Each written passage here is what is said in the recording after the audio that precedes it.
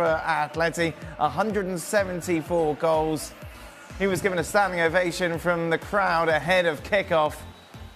As we take it into the 11th minute, Jude Bellingham here with the opportunity to make it 1-0, denied though by the crossbar. Yeah, does really well. Gets his ball, doesn't seem to have an awful lot on.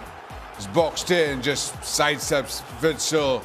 Rodrigo de Paul comes across, he can't do much. And in the end, it's Jimenez with a sliding challenge that just gets enough on it on the side of the crossbar. Real Madrid with the better of the two sides in the opening exchanges of this tie, and Rodrigo be disappointed here, but Oblak makes a great save and then follows up to deny Vinicius Jr. Well, actually, he did quite well to get turned from the little clip ball through from his mate Vinicius Jr.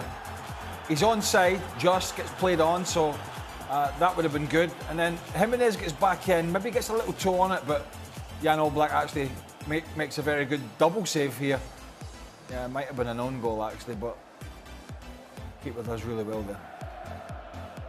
Into the 39th minute we go then. Atleti take the lead. Rudiger with the header into the path of Lino, 1-0.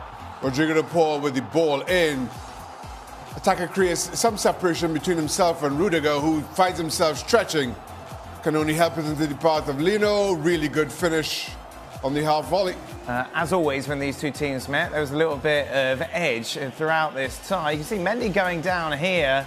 Vinicius Jr. would then get involved and would earn a yellow card for his protests. Yeah, I think the referee must have run out of pencil by the end of it. Yes, there were a lot of yellow cards when they're in the second half. But then just before the break, Real Madrid would get the equaliser. Oblak put it into the back of his own net. Yeah, Luka Modric with the free kick. Modric, who hadn't offered an awful lot while he was on. Good ball in, and Oblak just gets this all wrong. Comes underneath it, and then in the end, it's off his forearm and in. So Real Madrid then starting the second half, looking to keep that momentum going their way. And Rodrigo with the opportunity here, but it's denied by the post. Well, I wouldn't expect any keeper really to be beaten at that near post, and Oblak had it covered. Lunin, of course, preferred to Kepa in Real Madrid's goal as he was in the Spanish Super Cup, but his mistake here, isn't it, Shaq? Yeah, it was. It's a deflection that takes it, brings it into his path, but then he just gets his angle of approach all wrong. I think it's off Camavinga, and then there's no real need to slide in, but then once he does, there's even less of a need to put a palm on it, and then just palms it into the shins of Rudiger. Rudiger did nothing wrong. That's on Lunin.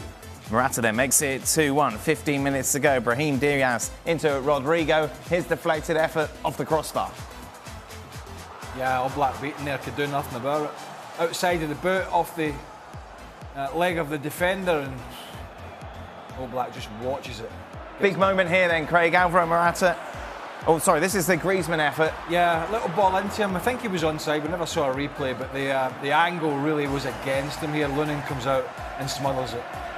And then this would be Atleti on the counter-attack. 2-1 up, remember, at this stage, with the opportunity to put the game to bed.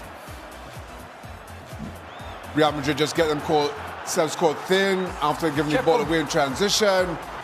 And then ball into the far post of Morata. He has time, give Lunin some credit, but Morata should have done better. And to rub salt into the wounds of Morata, Real Madrid go up the other end and score. Bellingham into Joselu, 2-2. Bellingham with a cross shot, call it what you like.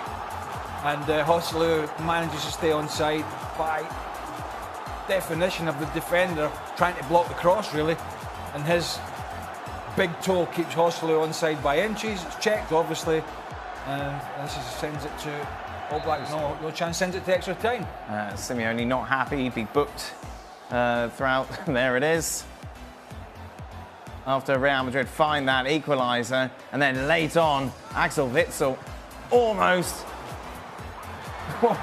deflecting it off him into the goal. That would have been some comical own goal here. They'll flick back, and then Witsel just good lord.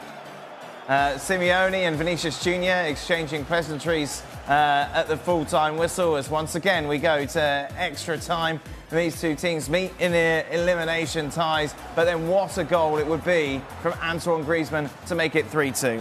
Yeah, Vinicius gives it away as a bad touch, tries to get back in, has a little nibble at it. A couple of times there's a nibble at Antoine Griezmann, one of them in the penalty area. We see Tchouaméni here defending defensive midfielder.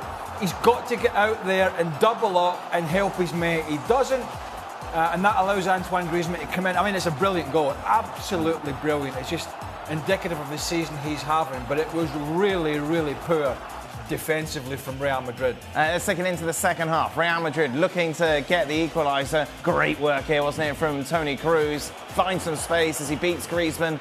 Bellingham just doesn't get enough on it. Yeah, and he's under pressure. I'm not sure